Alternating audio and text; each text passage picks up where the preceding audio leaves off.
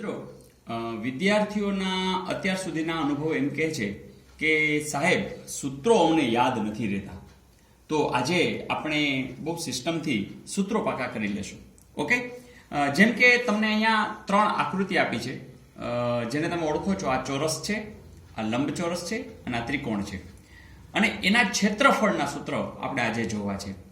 તો પેલા તો ચોરસ જે હોય એની વિશેષતા શું છે, તો આપણે ખબર છે કે એની ચારે ચાર બાજુનું માપ સરખું હોય. જેમ કે આ 3 સેમી હોય તો આ પણ 3 સેમી, આ 3 સેમી અને આ 3 સેમી. તો આની લંબાઈ L હશે, આ પણ L હશે અને આ પણ L હશે. અને ક્ષેત્રફળ એટલે શું?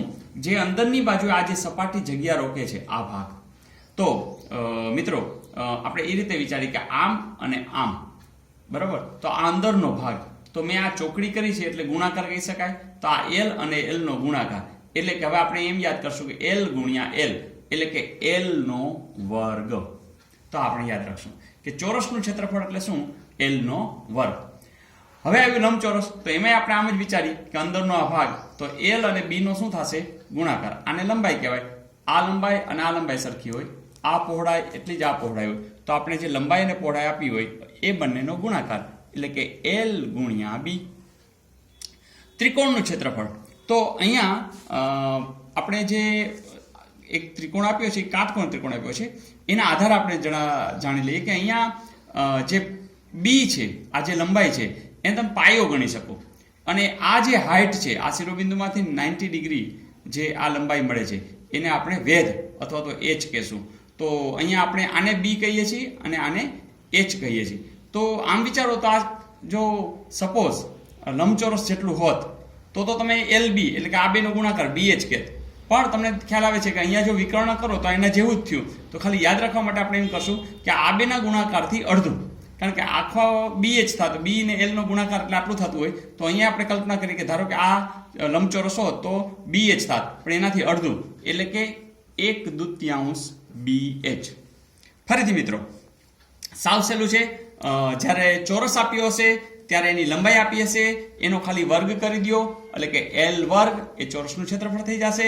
લંબચોરસમાં લંબાઈ આપી હશે, પહોળાઈ આપી હશે, એ બંનેનો ગુણાકાર કરી નાખો એટલે કે એ લંબચોરસનું ક્ષેત્રફળ થઈ જશે. અને ત્રિકોણના ક્ષેત્રફળની અંદર તમારે કોઈ પણ એક પાયો લેવાનો છે અને એક ઊંચાઈ લેવાની છે.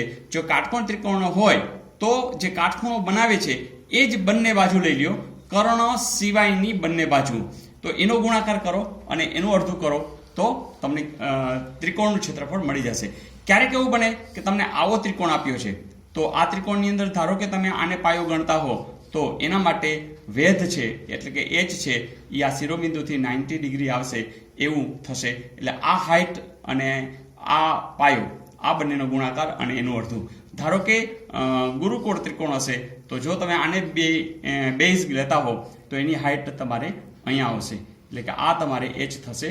તો આ શિરોબિંદુમાંથી આ 90 ડિગ્રી જેટલી હાઇટ થતી હશે એ તમારા માટે h બનશે.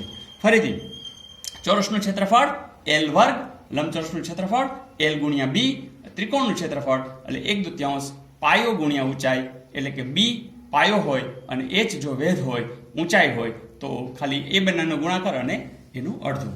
ઓકે.